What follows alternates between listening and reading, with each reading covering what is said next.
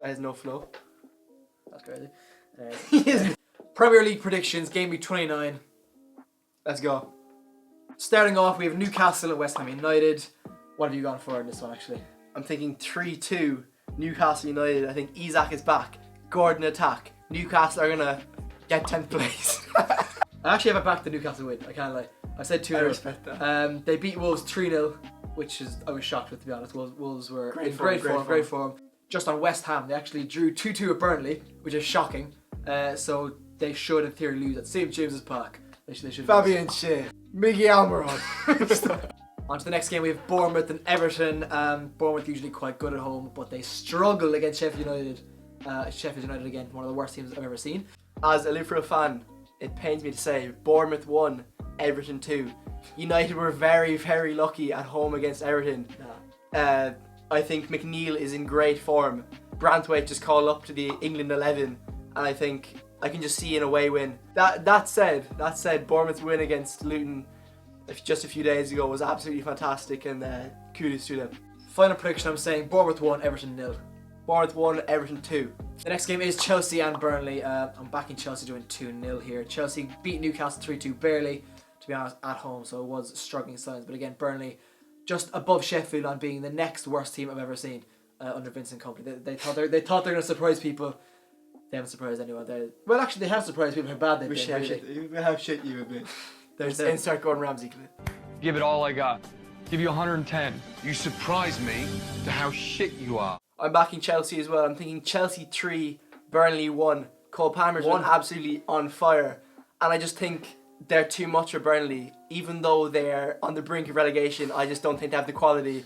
And quite frankly, Vincent Kompany should be gone. But Company out. Kompany out. Final prediction, Chelsea 2, Burnley 0. Chelsea 3, Burnley 1. The next game, we have Nottingham Forest and Crystal Palace. We know what a fan I am of Palace. Forest, again, surviving at the moment is the only way I'd put it, surviving. Palace have been playing very well. They have new management. They still have that kind of aura at the moment in the stadium around Sellars, the new manager. They're getting results. Well, kind of. They barely beat. They should have beaten Luton. They got a 1-1 draw. But I'm still backing Palace to win this 2-1, even though it's away from home at the City Ground, I believe. I'm thinking Forest 2, Crystal Palace 2. I'm thinking a tight affair at the City Grounds. Oliver Glasner in at Palace. He's looking to do a job at Palace where Roy Hodgson fell short. Bring back Hodgson. I agree, but at the same time, Nuno Espirito Santo is doing a brilliant job at the City Ground, bringing back to life that attacking play that Forest ever so need. Awani's back in great form, and I'm seeing a high-scoring game here. Final prediction, I'm saying Forest 1, Crystal Palace 2. Come on, the Eagles. Nottingham Forest 2, Palace 2. Next up, we have a clash of titans, Sheffield United versus the mighty Fulham. Sheffield United, one of the worst teams I have, by God, ever seen. They play scintillating football, very entertaining. Scintillating. I'm going to have to agree there. I'm going to say Sheffield United 0, Fulham 3. I think Fulham just have too much for Sheffield United. Sheffield United are almost certainly going down. Most certainly. Nothing special going on at Bramall Lane. Chris Wilder is having an absolute mare at Bramall Lane, and I can only see one result, and that is Fulham 3, Sheffield United 0. Final prediction, Sheffield United 0, Fulham 4. Sheffield United 0, Fulham 3. Generous. The next game is Tottenham-Luton, and I'm going for a Tottenham 4, Luton Town 2. Tottenham have been in brilliant form ever since Van de Ven and the likes of Romero and Porro have been back from injury. I think they're too much for Luton. I admire Luton's fight and their ability to come back, but I think Tottenham just have too much quality, and Postecoglou is just a superior manager to Rob Edwards, ultimately. We love Rob Edwards, but I have also backed Tottenham to win this one 3-0. Luton did very well to fight off a 1-1 draw, or gain a 1-1 draw, I suppose, at Sellers Park, but Tottenham just beat Villa, who are challenging top 4, 4-0. So I'm backing Tottenham to win 3-0 here. Final prediction, Tottenham 3, Luton 0. Tottenham 4, Luton 2. Clash of the Midlands is Aston Villa versus Wolverhampton Wanderers, and I'm going for a 3-1 Aston Villa win. Sorry, you're not supposed to do analysis. Sorry, one second. Ollie Watkins is on fire at the moment, arguably in better form than Harry Kane. It's debatable. On the other hand, Wolves are into the quarter-finals of the FA Cup versus Coventry. How far can they go? That's a huge cup tie for them in the FA Cup and for the travelling Wanderers. And sorry, that's not the Molyneux actually. Aston Villa will be very sore from that 4-0 thrashing from Spurs last weekend, but they still will be well capable of challenging for top 4.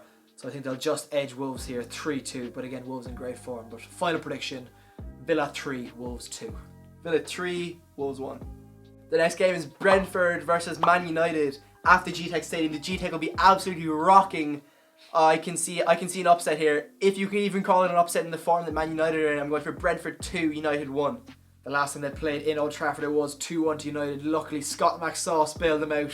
Last time they played in the GTEC Community Stadium was a 4-0 thrashing by Brentford. But Brentford aren't in great form.